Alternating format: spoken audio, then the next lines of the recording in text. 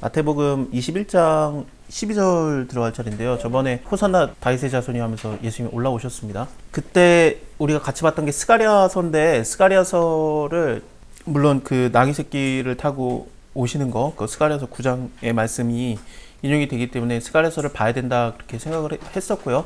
그리고 또 여기 감람산에 섰다라는 게 스가랴서 마지막 장에서 감람산에 서면은, 스가랴 잠깐 보여드리면은, 스가랴서 마지막 장에 하나님이 다시 오실 때 그 발이 감람산에 서실 것이다 라고 했기 때문에, 근데 이 구절을 생각을 하면서 예수님이 이때 처음 오셨을 때, 그러니까 호산나 다윗의 자손이여라면서 그 찬양을 받으실 때 올라가면서 이 구절이 인용이 돼야 되는가, 아니면 여호와의 날이 도대체 언제냐, 이게 마지막 날을 얘기하는 거냐, 이렇게 고민이 많은데, 근데 저는 이것을 예수님이 처음 오셨을 때라고 보는 게 점점점 그게 더 맞는 것 같아요. 물론 처음 오셨을 때, 그 다음에 다시 오실 때 여러 가지로 생각을 할 수 있죠. 예루살렘이 완전히 멸망당할 때, 로마에 의해서 멸망당할 때 그 세 가지 정도를 생각할 수 있는데, 근데 이 감람산에 서신다. 그래서 그 감람산은 한가운데가 동서로 갈라져서 매우 큰 골짜기가 되고 산 절반은 북으로, 산 절반은 남으로 간다.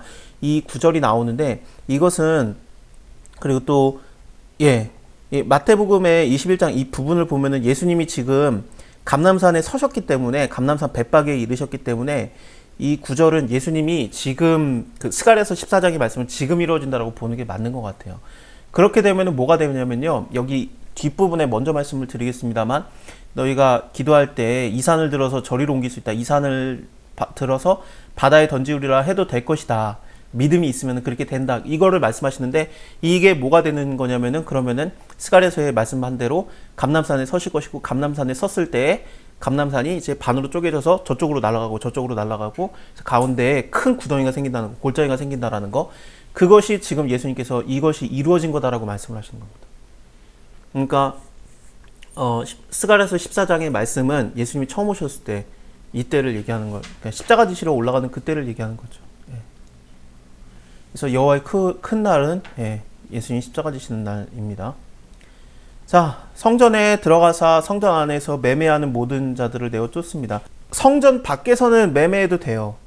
성전 안에서는 안 돼요. 성전 안에서는 기도처예요. 근데 기도할 공간이 모자라는 겁니다. 그래서 기도를 하려면은 유대인 남자의 뜰, 유대인 여자의 뜰, 이방인의 뜰, 이렇게 세 개로 구역이 나눠지는데, 이방인들의 뜰에서, 그러니까 만민이 기도하는 집이라 거기 지역에서 장사를 한 거예요. 그거에 대해서 이제 이방인들이 그러면은 기도할 처소를 잃는 거죠. 그거에 대해서 이제 분노를 하신 겁니다, 예수님께서. 그래서 이제 돈 바꾸는 자들의 상과 비둘기 파는 자들의 의자를 다 뒤엎어 버리는데, 돈 바꾸는 거는 성전세는 세겔로만 내기 때문에 그래요. 로마 돈으로도 안 되고 그리스 돈으로도 안 되고 어떤 돈으로도 안 돼요. 그러니까 성전 세겔로만 됩니다. 그렇기 때문에 예수님께서도 성전세를 낼 때 베드로에게 말씀하시죠. 그 물고기 잡아가지고 그 입을 벌려보면은, 처음에 그 잡은 물고기의 입을 벌려보면은 그 안에 한 세겔을 물고 있을 것이다. 그래서 원래 반 세겔씩 내게 돼 있습니다. 그래서 네 거를 위해서 내 거를 위해서 내라. 그것을 얘기하셨지 않습니까? 지난주에. 세겔로만 돼요. 세겔로만. 성전세는 세겔로만 냅니다. 그것은 그 모세오경에서 너희가 반 세겔씩 드릴지라 그걸 계속 이어간 거예요. 그러니까 하나님 말씀을 잘 지키려고 시대가 변했는데도 그냥 세겔로 내는 겁니다. 뭐 그렇습니다. 그래서 돈 바꾸는 자들이 있었고, 그 다음에 비둘기 파는 자들도 마찬가지죠. 비둘기를 멀리서부터 끌고 올 수가 없으니까 와가지고 바꾸는 거거든요. 그러니까 이게 다 정해져 있어요. 모세오경에 다 정해져 있는데, 너네가 만약에 짐승이 있는데 짐승이 10마리를 낳았다. 그래서 그 중에서 한 마리를 하나님께 11조로 드린다. 그럼 멀리서부터 끌고 오면 그렇게 힘드니까 동물 자체를 계산하는 법이 있습니다. 이거는 얼마로 쳐가지고, 이거는 암컷은 얼마, 수컷은 얼마, 그게 다 정해져 있어요. 그래서 그걸로 갖다가 이 동물에 대한 가격을 하고 돈으로 갖고 오는 거예요. 그 다음에 이 성전 앞에서 바꿔가지고 이제 그 짐승을 드리는 거죠. 그렇게 했는데, 그것을 성전 밖에서, 예루살렘 밖에서 하면 괜찮은데 성전 안에 들어와서 하니까 예수님께서 그걸 들어엎는 겁니다. 내 집은 만민이 기도하는 집이라 일컬음을 받으리라 하고, 너희는 근데 강도의 구렬로 만들었도다 라고 하면서 들어엎는 건데, 이거를 그러면 지금 우리에게는 어떻게 적용을 할 수 있겠습니까? 교회에서 뭐 팔면 안 된다, 예를 들면은 뭐 IT 성교 한다, 그러니까 뭐 티셔츠 팔아가지고 티셔츠나 뭐 음식 팔아가지고 돈을 만든다. 그건 안 된다. 왜냐하면 장사하면 안 된다. 그렇게 하는 거겠습니까? 그렇게 볼 수도 있는데 장사하지 말라는 거를 그렇게 볼 수도 있는데 이 구절이 어디서 인용이 된 거냐면은요. 너희가 나의 집을 강도의 구렬로 만들어 뒀다가 예레미야 7장을 한 거예요. 그럼 예레미야를 봐야 돼요. 예레미야 7장 11절 부분을 지금 예수님께서 인용을 하신 건데 너희가 무익한 말을 하는도다 하면서 이 구절이 나오기 시작합니다. 그래서 도적질을 하며 살인하며 간음하며 거짓 맹세하며 바알에게 분향하며 너희가 알지 못하는 다른 신들을 쫓으면서 내 이름으로 일컬음을 받는 집에 들어와서 내 앞에서 서서 말하기를 우리는 구원을 받는다라고 하느냐 이는 모든 가증한 일을 행함이로다. 내 이름으로 일컫는 이 집은 너희 눈에는 도적의 구렬로 보이느냐. 그러면서 이 도적의 구렬이라는 것을 사용할 때 이때 예레미야 당시에는 이방인들이 와가지고 하나님의 집에서 그러니까 하나님의 만민이 기도하는 그 장소에서 기도할 때 거기서 사람들이 장사하고 있었던 게 아니에요. 무슨 소린지 알겠죠? 예수님 때는 장사했었어요. 근데 예레미야서로 인용을 했는데 예레미야서에서 이 말이 처음 나올 때 그때도 이방인들이 와가지고 거기서 기도하고 근데 유대인들은 장사했냐? 아니에요. 그러면 이 그 도적의 구렬로 만들었다라는 뜻이 도대체 뭐냐는 거죠. 처음에 도적의 또 구렬로 만들었다는 뜻이 뭐냐면은 예레미야의 7장 부분을 보면은 이방인과 고아와 과부를 압제하지 말며 무죄한 자의 피를 이곳에서 흘리지 아니하며 다른 신들을 쫓아 스스로 해하지 아니하면이에요. 그러니까 그 외국인 노동자들 그리고 고아와 과부를 압제하지 않고 무죄한 자의 피를 흘리지 않는 거, 우상 숭배하지 않는 것이 바로 도적질 아니하고 살인 간음하지 않는 거, 거짓 맹세를 하지 않는 것이 바로 하나님이 원하신 거지. 이걸 그대로 하면은 이게 바로 하나님의 집이 도적의 구렬이 되는 겁니다. 결국엔 뭐냐면은 이웃사랑이죠. 그렇죠? 그러니까 지금 우리는 어떻게 받아들여야 되느냐? 교회 안에서 장사하지 말라는 얘기가 아니라 너네가 이웃사랑 안 하면은 똑같은 거예요, 우리가. 이게 말라기서에 그대로 나와요. 말라기서에 3장에서 우리가 너무나도 잘 아는 거 11조 얘기 나올 때 사람이 어찌 하나님의 것을 도적질 하겠느냐 그러나 너희는 나의 것을 도적질하고도 말하기를 우리가 어떻게 하나님의 것을 도적질합니까? 강도의 구렬로 만들었도다. 도적의 소굴로 만들었도다. 우리가 어떻게 하나님의 것을 도적질합니까? 그걸 말라기에서 물어보는 거예요. 그래서 이때 뭐라고 하냐면은 이거는 11조가 헌물이라고 그러는데 이 11조 개념이 뭐냐면은 이 뒤에 부분을 봐야 돼요. 10절 부분을 봐야 돼요. 일단은 온 나라가 나의 것을 도적질함으로 너희가 저주를 받으니라. 그래서 11조를 갖다가 내가 100만 원을 벌었는데 10만 원 내야 되는데 9만 원 냈다고 하나님 뭐라고 하는 구절이 아니에요. 여기서 하나님 말하는 거는 뭐냐면 온전한 11조를 창고에 들여서 나의 집에 양식이 있게 하고 예요.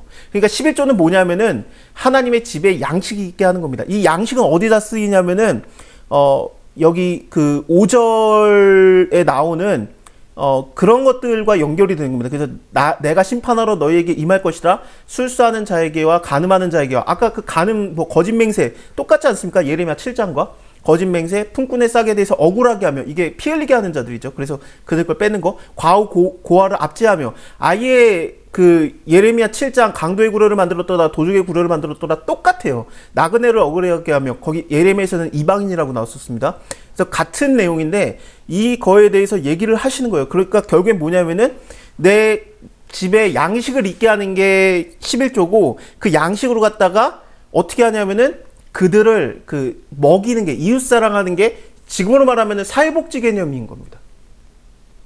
그러니까 너네만 먹고 사회복지 안 하는데 쉽게 말하면 이웃사랑 안 하는데 그거에 대해서 내가 분노한다. 네가 내 거 훔쳐갔다. 그렇게 말하는 거예요.